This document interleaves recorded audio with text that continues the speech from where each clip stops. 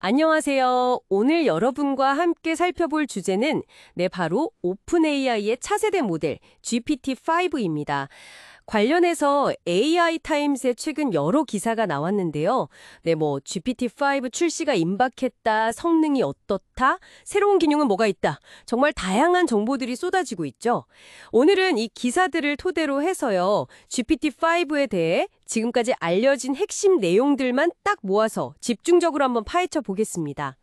여러분이 이 최신 AI 모델에 대한 가장 중요한 정보들 빠르게 파악하실 수 있도록 저희가 도와드릴게요. 자, 그럼 바로 시작해 볼까요? 가장 궁금한 건 역시 이거겠죠? 그래서 언제 나오냐? 기사를 보니까 정통한 소식통은 빠르면 8월 초 가능성을 언급하고 있더라고요. 그리고 그 전에 7월 말쯤에는 오픈웨이트 모델이라고 해서 모델 구조 일부를 공개하는 버전이죠. 이게 먼저 나올 수도 있다. 이런 소식도 있고요. 네, 맞습니다.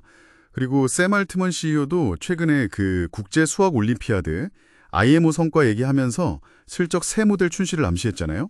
심지어 개인 팟캐스트에서는 GPT-5한테 질문했는데 너무 완벽하게 답해서 놀랐다. 이런 경험담까지 밝혔고요. 지난 5월에 마이크로소프트 엔지니어들이 서버 준비 중이다 이런 소식도 있었고 또 안전 테스트 때문에 원래 좀 연기됐었는데 이제 한 3개월 지났으니까요. 테스트가 마무리될 시점 아니냐 이렇게 보는 시각이 많습니다. 여러 정황들이 정말 출시가 가까워졌다는 걸 보여주는군요. 근데 또 흥미로운 게 GPT-5가 그냥 하나가 아니라면서요? 여러 모델이 이렇게 연결된 구조라고 추론 모델, 비추론 모델, 그리고 도구 사용 모델 사이를 자동으로 바꿔주는 라우터, 이게 핵심이라는데 이게 기술적으로는 어떤 의미가 있는 걸까요? 네, 그 라우터라는 게 이번 변화의 정말 중요한 부분 중 하나입니다. 그러니까 사용자가 질문을 딱 던지면요. 시스템이 알아서 이 질문은 계산이 필요하네. 그럼 추론 모델로 가자. 또는 이건 창의적인 글쓰기네. 그럼 비추론 모델. 이런 식으로요. 가장 적합한 모델을 자동으로 선택해서 연결해 주는 거예요. 아하, 그러니까 똑똑한 비서가 알아서 일을 분담해주는 느낌이네요. 네, 그렇죠. 딱 그런 비유가 맞습니다. 사용자는 복잡하게 모델 고를 필요 없이 그냥 원하는 작업만 이야기하면 되는 거죠.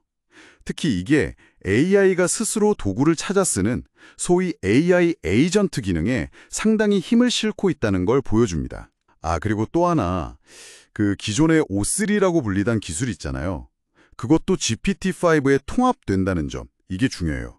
O3가 따로 모델로 나오는 게 아니라 GPT-5 안에 완전히 녹아들어서 이제 추론, 검색, 또 고급 음성 모드, 멀티모달 기능, 에이전트 기능인 딥 리서치까지 이게 다 하나로 합쳐질 거라는 거죠. 오픈 AI의 목표는 분명해 보여요. 사용자가 어떤 모델 써야 하지? 이런 고민 없이 그냥 강력하고 통합된 AI 하나를 경험하게 하려는 것 같습니다. 와, 정말 사용자 입장에서는 훨씬 편리해지겠는데요.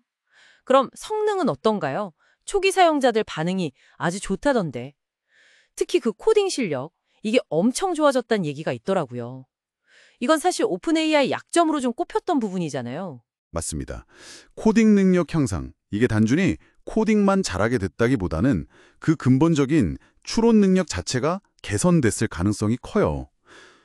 이전 모델 개발 때 스케일링 법칙, 그러니까 단순히 모델 크기만 키우는 것에 한계에 부딪혔다 이런 평가도 있었거든요. 근데 이번 GPT-5는 강화학습, RL이나 아니면 컴퓨터가 만들어낸 가상 데이터, 즉 합성 데이터 같은 거를 적극적으로 활용해서 이런 한계를 좀 넘어서려는 시도를 한 것으로 보입니다. 추론 능력 개선이 핵심이군요. 네, 최근에 오픈 AI 실험용 AI 모델이 국제 수학 올림피아드 IMO에서 금메달 수준 성과를 냈다는 소식도 있었죠. 이것도 같은 맥락에서 볼 수 있습니다. 샘 알트먼이 이 기술이 GPT-5에 적용될 거라고 직접 밝혔는데 이건 범용 원화 모델이 굉장히 고도화된 수학적 사고까지 해낸다는 거니까 이건 정말 중요한 진전이거든요. 심지어 한 투자자는 GPT-5 아키텍처가 잘하면 GPT-8 수준까지도 확장될 수 있을 거다. 이렇게 언급하기도 했어요. 와, GPT-8 수준까지요. 그건 정말 대단한 예측인데요. 그만큼 이번 아키텍처 변화에 거는 기대가 크다는 뜻이겠군요. 그럼 이렇게 강력해진 GPT-5, 우리는 어떻게 쓸 수 있게 되는 건가요? 라인업이나 접근 방식에도 변화가 좀 있습니까? 네, 일단 라인업에는 정식 버전 말고도 미니, 나노 버전도 포함될 예정이라고 하고요. 아마 정식하고 미니는 우리가 쓰는 챗GPT나 개발자용 API로 나올 것 같고 나노는 API 전용으로 제공될 가능성이 높아 보입니다. 근데 가장 큰 변화는 역시 접근성 같아요. 샘 알트먼이 예고한 대로 GPT-5부터는 무료 사용자도 채팅을 무제한으로 쓸 수 있게 된다는 점입니다. 네, 무료 사용자도 무제한이요. 와, 그거 정말 파격적인데요. 물론 유료 사용자하고 차이는 두겠죠. 네, 당연히 그렇겠죠. 무료 사용자는 아마 표준 지능 설정 같은 걸 쓰게 하고 유료 사용자는 더 높은 수준의 지능을 이용할 수 있게 이런 식으로 차등을 둘 것으로 보입니다.